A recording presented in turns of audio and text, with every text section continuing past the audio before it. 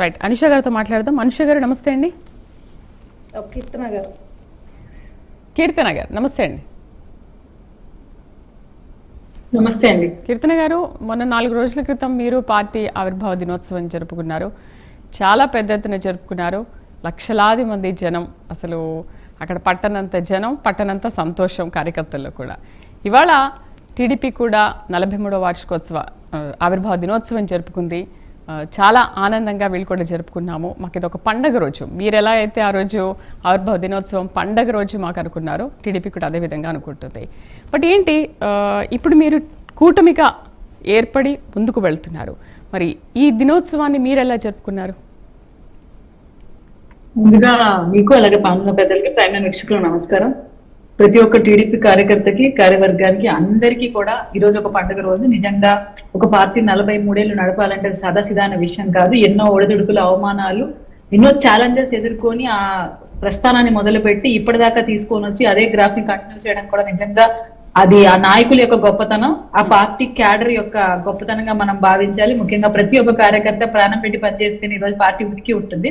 So ఆ విధంగా పనిచేసిన ప్రతి ఒక్క టీడీపీ కార్యవర్గం మొత్తానికి అభినందన తెలియజేస్తున్నాను.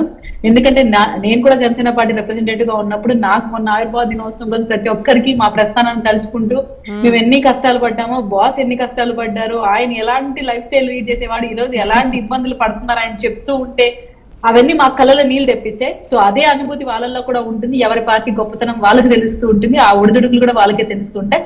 సో ప్రతి ఒక్కరు మన ఇండిపెండెన్స్ డే ఎలా జరుపుకుంటారో అలాగే వాళ్ళ పార్టీ ఆవిర్భావ దినోత్సవాలు కూడా అంతే ప్రతిష్టాత్మకంగా జరుపుకుంటారు. అంతే గౌరవం కూడా ఆ పార్టీలకి దక్కాలి ప్రతి కార్యకర్తకు కూడా మనస్ఫూర్తిగా కోరుకుంటాను. ముఖ్యంగా టీడీపీలో నాకు నచ్చేది ఏంటంటే, ఎన్ని వాళ్ళల్లో ఉన్నా కూడా వాళ్ళు బయటకు వచ్చి కార్యకర్తలతో మమైక్యమై పనిచేసే తీరు నాకు బాగా నచ్చుతుంది. అండ్ ఆ యూనిటీ కూడా బాగా కనపడుతుంది. సో అది ఆ 40 ఏళ్ల ప్రస్థానంలో ఉంటారు కాబట్టి ఆ మెచ్యూరిటీ లెవెల్స్ వాళ్ళలో ఆ స్థాయికి పెంచి, అలాగే ప్రతి ఒక్కరు కూడా ఓపిక సహనంతో వర్క్ చేయడానికి ఇంట్రెస్ట్ చూపిస్తున్నారు. అది కూడా మెచ్చుకోవాలి మనము.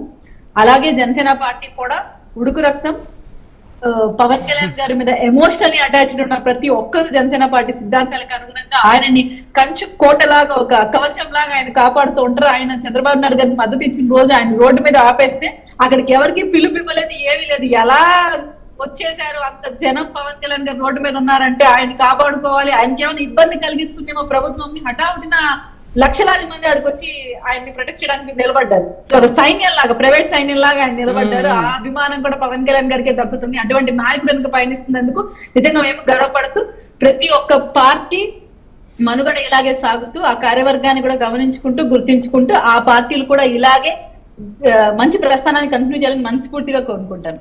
రైట్, బీజేపీ సీనియర్ నాయకులు కంబాల శ్రీనివాస్ గారితో మాట్లాడదాం. శ్రీనివాస్ గారు నమస్తే అండి. నమస్తే అండి.